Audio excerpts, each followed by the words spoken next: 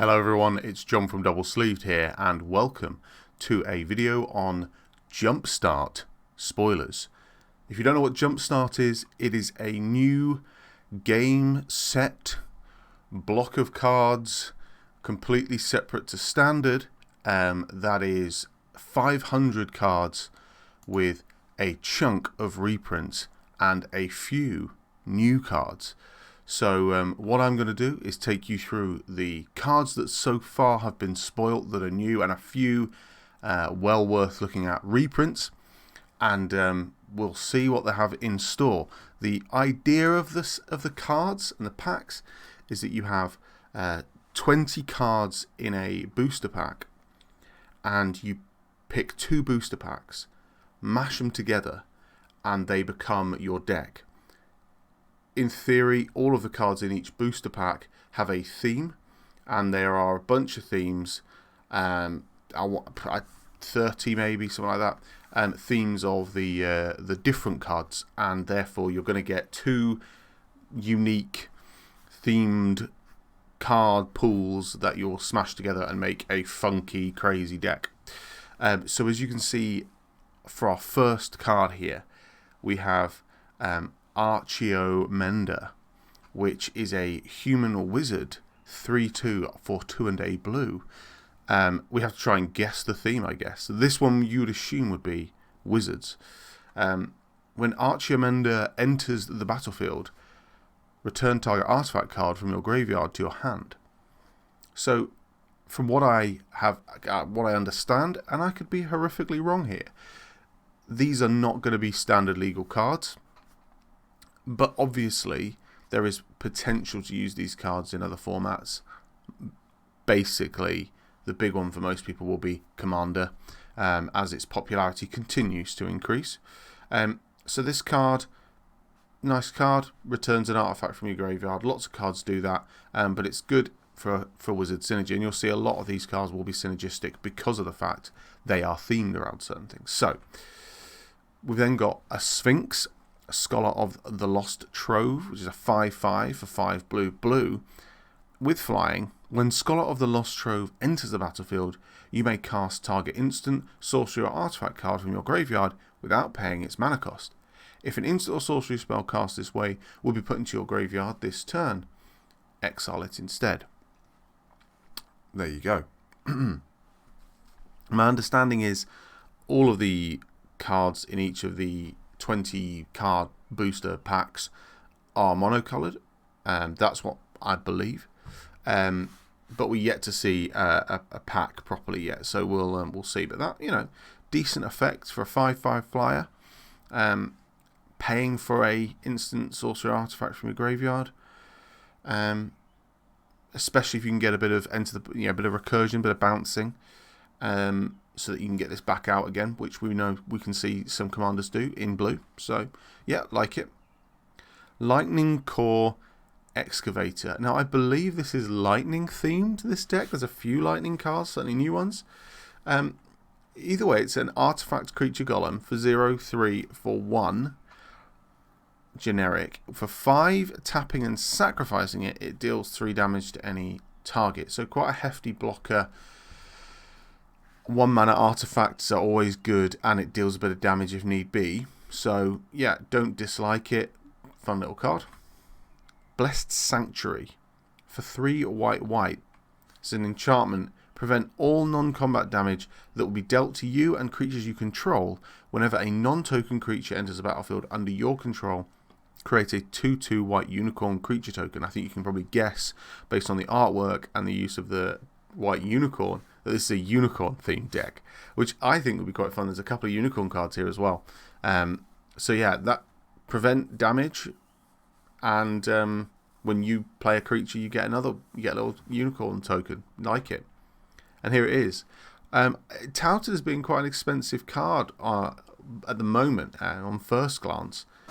Emil the Blessed. A 4/4 legendary creature unicorn for 2 white. You can pay 3 and exile another target creature you control, then return it to the battlefield under its owner's control. So you're not tapping anything, you're just paying 3. It's not an ETB. It's not when it leaves the battlefield. This is a just bounce a card for 3 mana. Whenever bounce a creature for 3 mana. Whenever another creature enters the battlefield under your control, so that works with the first ability, you may pay green or white. If you do, put a 1/1 counter on it. If it's a unicorn, put 2 1/1 counters on it. So you've got a bit of counter synergy. You've got enter the battlefield synergy. It's also a green-white commander. For 4, it's a 4/4 anyway. I really like this card, and I think that there's no surprising me that people are getting a bit excited about it. I think, irrelevant of its unicorn nature, I think this is a fun card, and I think it will do well. The artwork that is behind me, Release the Dogs. It is a 3 and a 1 white for a sorcery that creates 4 1/1 white dog creature tokens. Clearly a dog deck. Now we know if you've seen any of the spoiler videos I've done on Core 21, cats and dogs are a subtype that is being pushed, and why not? And I like this one. Create 4 dog creatures. Yeah, it's good, especially if you've got stuff that pumps dogs. You're suddenly getting, potentially 4 2/2s or something similar. You've got stuff to sack. You've got stuff to block. I like it. Shame it's a sorcery, but it would be potentially a bit OP if it was an instant. Supply Runners, another dog card. It's a 2/2 dog for 4 and a white. When Supply Runners enter the battlefield, put a 1/1 counter on each other creature you control. So another counter card. We like seeing these, especially with some of these cards that bounce. You imagine Supply Runners getting bounced by Emil, putting 1/1 counters on all your creatures because you're bouncing this creature, and you can just do it over and over again because it literally says exile it and return it under its owner's control. Not at the end of a turn. That's an immediate bounce. So you bounce it again, bounce it again. You've just buffed all your creatures over and over again. Whew. Trusty Retriever, another dog. I like this artwork. It's quite funky with the sort of golden hue. It's a 2/3 dog for 3 and a white. When Trusty Retriever enters the battlefield, choose 1, put a 1/1 counter on Trusty Retriever, or return target artifact or enchantment card from your graveyard to your hand. Another potentially useful one in terms of bouncing things from your graveyard to your hand if you had Emil out. So, yeah, it's okay for 4 mana. It's okay. Ormos Archive Keeper. A 5/5 Sphinx, again with flying, for 4 blue. If you draw a card while your library has no cards in it, instead put 5 1/1 counters on Ormos Archive Keeper. You can pay 1 blue and discard 3 cards with different names and draw 5 cards. So I feel like this is interesting in terms of you have this card out. It says if you would draw a card while your library has no cards in it, instead put 5 1/1 counters on. So in theory, you're just not drawing the card to lose the game. You're buffing this to kind of say, right, okay, I'm just going to win, unless somebody can force me to draw a card. But it says if you would draw a card, it's basically just get rid of this creature or I'm going to beat you down with it. Especially as you can just discard 3 cards, and if there are no cards in your library, you're going to gain 5 1/1s on it. So interesting card. I can see it working with certain types of decks, self-mill decks. Bit of fun, yeah. Kells Fight Fixer, or Kells, Azura Warlock for 4/3. Sorry, it's a 4/3 creature, legendary creature for 2 black with menace. Whenever you sacrifice a creature, you may pay a blue or black. If you do, draw a card. You can pay 1 and sacrifice a creature, and Kells Fight Fixer gains indestructible until end of turn. So I like it when cards have that sort of combination of useful effects that work well with each other, much like we saw with Emil. So this Menace card, useful, get some damage in, especially if this is your commander. It's in 2 colours again, in Dimir, which is again useful for building your cards. Blue is incredibly powerful in commander or other formats, and definitely one that you would want. Card draw, incredibly powerful, arguably one of the most powerful, that and ramping. And then you've got a sacrifice outlet for 1, which also protects what potentially could be your commander. So, you're potentially looking there at getting 4 damage in, because they need 2 blockers to block Kells. Making yourself indestructible if you need to by sacrificing a creature, which also gets you a card to draw. I like it. I like this. I think there's a build around with her that will be really powerful in Dimir. I think she's a really great card.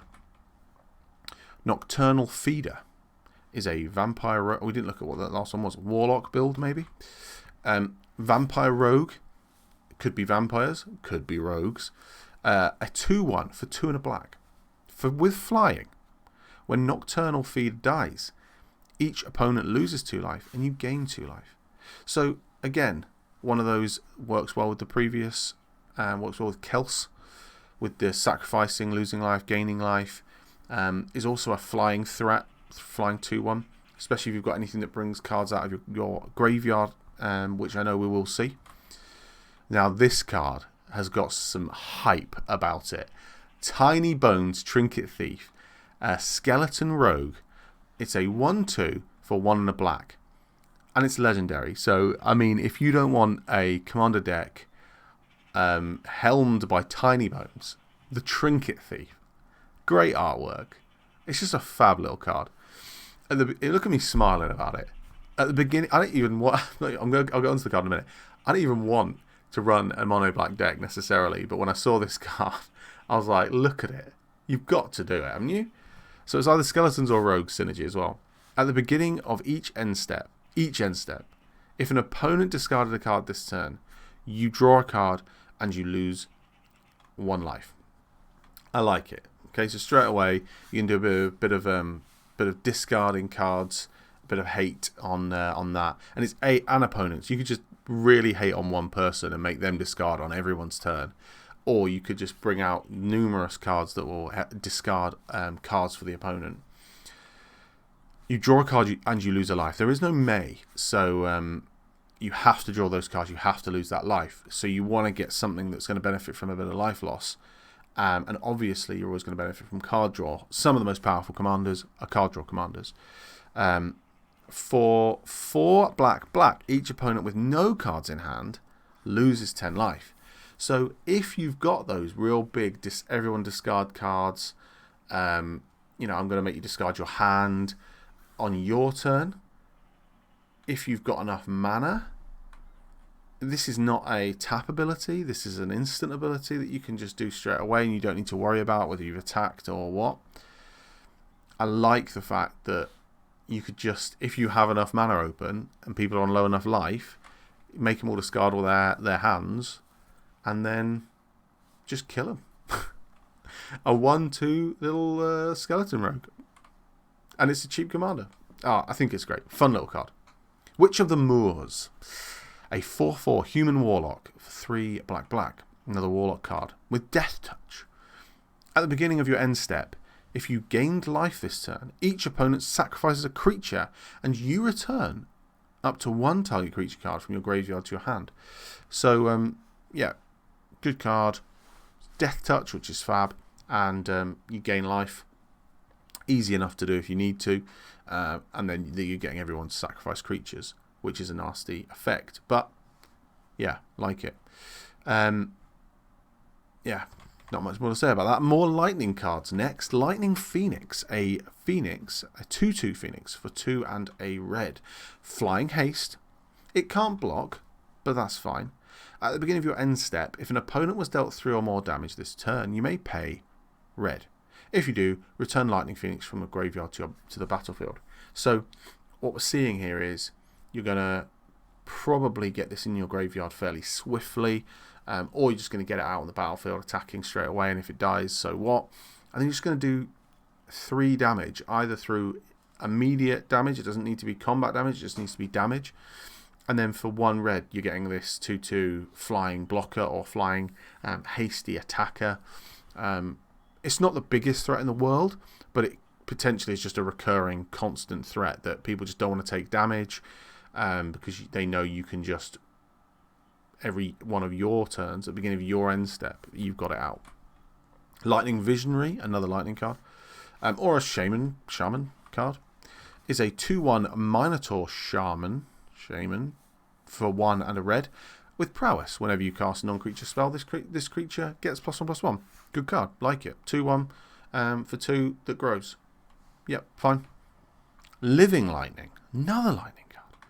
A 3/2 Elemental Shaman for 3 and a red. When Living Lightning dies, return target instant or sorcery card from your graveyard to your hand. Pull those cards back into your hand, cast them again. This dies, pull them back into your hand. Yeah, good card. Allosaurus Shepherd, I don't know why I'm struggling with that word, is a 1/1 Elf Shaman for 1. Lovely little one. Elf Shamans are clearly required in Magic. Allosaurus Shepherd can't be countered. Green spells you control can't be countered. Now that's a card. For 4 green until the end of turn, each elf creature you control has base power and toughness 5/5 and becomes a dinosaur in addition to other creature types. Ooh. Clearly there's some dinosaur synergy going on here. Elf dinosaur deck. Elf pretty powerful, some might say. Dinosaur pretty fun, some might say. A 1/1 for 1 that makes everything uncounterable. Makes your elves 5/5 dinosaurs. Benefit from them dinosaur synergies. I think that's a good card. I mean, all these cards I quite enjoy, so even if they're not all the most powerful cards in the world, I think they're great. Nayeth of the Dire Hunt, a human warrior, legendary creature, a 3/3 for 2 green. Love the artwork. What an axe. Look at the size of that axe. Whenever one or more creatures you control fight or become blocked, draw a card. Yep. So we're loving these legendary creatures that draw us cards when something that probably is going to happen happens. At the beginning of combat on your turn, you may pay 2 and either green or red. If you do, double target creature's power until the end of turn. That creature must be blocked this turn if able. So just a creature for 3 mana, you're doubling its power. But if you've got some big power creatures out there, you know, that's... So your combat at the beginning, you have to do that before blocks. But, you know, the thought of saying, right, 3 mana, here we go. My 10/10's now a 20/10. Especially if you've got trample on those big boys. Yeah. Oh, it's a fun card. And it's, again, it's dual colour for those commanders out there that want a bit of that gruel action. Yeah, like it. Towering Giant. Now we're talking. Look at this. Whew, giant synergy, maybe. 4 green. Towering Titan. Did I say Towering Giant? Towering Titan. Reading all these things. Towering Titan enters the battlefield with X 1/1 counters on it, where X is the total toughness of other creatures you control. Hoa? I mean, that's some sweet counter-based synergy. Sacrifice a creature with Defender. All creatures gain trample until end of turn. I feel like we've got a Defender deck here. Get her out there. Make her absolutely huge. Absolutely huge with counters on her. Yes. And then we've got this card, which is one of 5 cards. The Thriving Isle, which is a new set of lands. Enters tapped. And when it enters, you can choose a colour other than blue. And all of them say other than their respective colour. You can tap for the blue, or whatever the main colour is, or the mana of the chosen colour. So it's like a dual land. Enters tapped, but you can choose the other colour. So what's good about this, and why it's probably been printed in the Jumpstart set, is because you're going to be pairing this with another pack that you don't know what the other colour cards will be. So you can kind of say, oh, I've got my blue pack and I've opened up a red pack, so I'm going to say blue and I'm going to name red, which I think is a great way of getting around that kind of how do you do it with dual lands, because you have to put all 5 in and all 10 in, or you know, it just wouldn't work. And onto a reprint. Rhystic Study is getting reprinted again. We saw it in Mystery Boosters, getting reprinted into, I don't know which deck, don't know which pack it's going to have it in. But we know what this does. It's great to see them reprinting these sorts of cards, which are fab cards. Maybe they're annoying if you don't have it and it's being played against you. But For 2 and a blue, it's an enchantment. Whenever an opponent casts a spell, you may draw a card unless that player pays 1. Powerful cards going into these packs. Exquisite Blood, another powerful card, especially with some of the synergy we're seeing at the moment with life gain, life loss.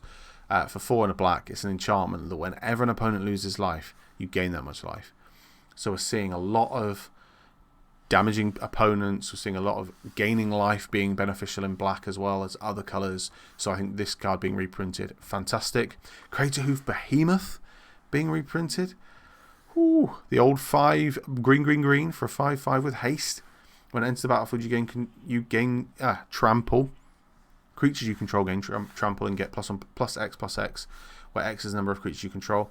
Huge board wiping, game winning, crazy card. We're back to the start. So there you go, guys. That is a run through of a bunch of new cards. I mean, I was kind of fringe looking forward to Jumpstart, but I saw these cards coming out, and I've got to be honest with you, I've pre-ordered myself some cards. And where are you going to pre-order your cards from? DoubleSleeved.co.uk. A fantastic website for the UK only, but incredibly reasonably priced. Yeah, I had to get some because I think some of these cards look fantastic. I feel like they are like little Commander starter sets in a way. I'll slot into a bunch of decks if you've not got a huge Commander pool. I'm fairly new to Commander myself, and so I think some of these cards will be fantastic. And these aren't, I don't believe these are all the cards yet. It launched on the 17th of July, so we've got a bit of time to see what it's about just after Core 21. But look, really excited over here. Think it'll be a fantastic. I'll pop another video up when enough more cards have been spoiled. But what do you think of the cards? Let me know, honestly. I would love a comment on a video just where somebody says, John, I like this card. It's great that this happened. Because it's dead quiet in the comments section at the moment. I'm just talking to myself half the time. I appreciate these are long videos, but nonetheless, thank you for your support. Thank you for watching the video. We will see you in the next one.